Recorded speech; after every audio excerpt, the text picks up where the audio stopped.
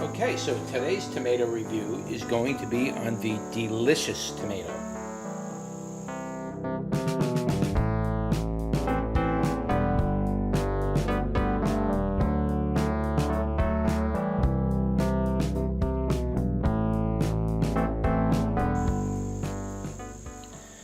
Okay, so I only got one of these tomatoes ready right now, and I need to get this review done because this tomato, if I don't eat it right now, it's going to rot because it's that ripe.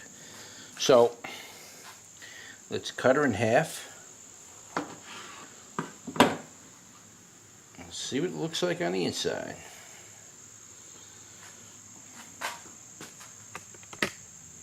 So take a good look at it. Let's take a closer look at it on the inside.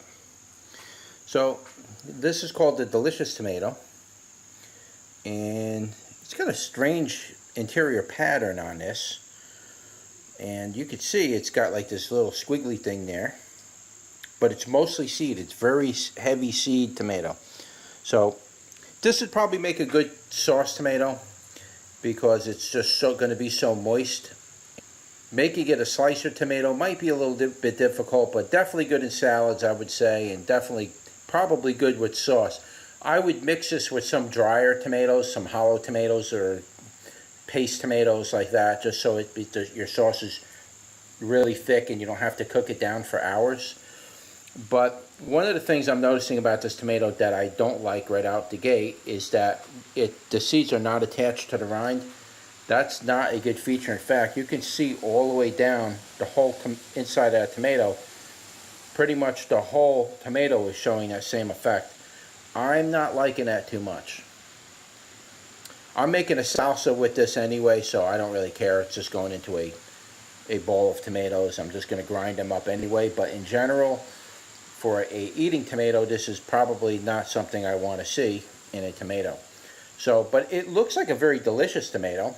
Maybe considering different growing conditions, you may not get the separation from the rind with the seeds, but boy, that almost looks like a hollow tomato. And I know this is a beefsteak tomato.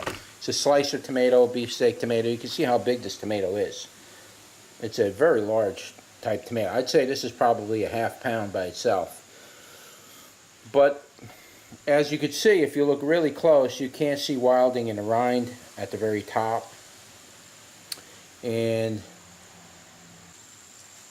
like I say, I'm really not in favor of that hollowness right here. That is definitely not something. Well, it's a very moist tomato. As soon as you eat it, the whole thing melts in your mouth. It's very wet. It's like drinking a glass of water eating this thing. Sweetness was low. Sweetness was down like 20%. Tanginess was up around 30%, so the sweetness was kind of low. But the moisture is very moist. I mean, you could make tomato juice with this type of tomato. This tomato would be great for tomato juice. Absolutely. It's a wet tomato. It's like eating watermelon right here. But it tastes pretty good. It's just the sweetness was low. The tangy was kind of high, watery in between. The flesh was very ripe and soft, not chalky. I was expecting it to kind of be chalky, and it may be chalky around the outside, but very wet type of tomato. Does have a pretty good tomato aftertaste. That flavor kind of carries, it hangs around a little bit after the tangy does its thing. You got that tomato flavor hanging around a little bit. I like that effect. Nothing awkward about it. Just a very big wet tomato is what this is. This is very close to eating watermelon. Let me take a bite and I'll put some salt on it and we'll give that a go. Very tough skins though, I'm going to tell you right now. Very tough skins. When the tomatoes are this wet and moist and soft and ripe, you don't really want to sit there and chew skins for like apple skins. It's very, very tough. So, tough skin tomato. Might not be nothing to worry about, but figured I'd mention it. Oh yeah, you add salt to that, that tomato tastes as good as any other tomato. It's got that rich, salt brings that richness out of it. I don't know what it is about salt, but... And if you do use salt, make sure you use a good quality sea salt. Sea salt has a much richer flavor than any kind of regular table salt You really want to use sea salt. Sea salt really brings the flavor to the surface. But yeah, it tastes really good with salt. I'll tell you that much right now. Yeah, the final bite. I'm just the sweetness was really low. I'd say 20% in sweetness. Tangy was around 30, maybe a little bit higher than 30. It was very wet in between, and as far as the tomato flavor was perfectly fine. It was just really slow. It was really low on the sweetness. So that's the only downfall. Maybe I can pick that flavor back up with better soil next year. I don't know. But it could use a little more sweetness in it.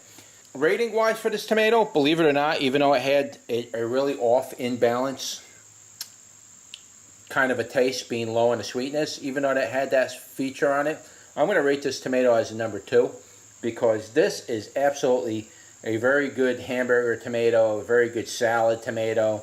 It's a good sauce tomato, I would imagine.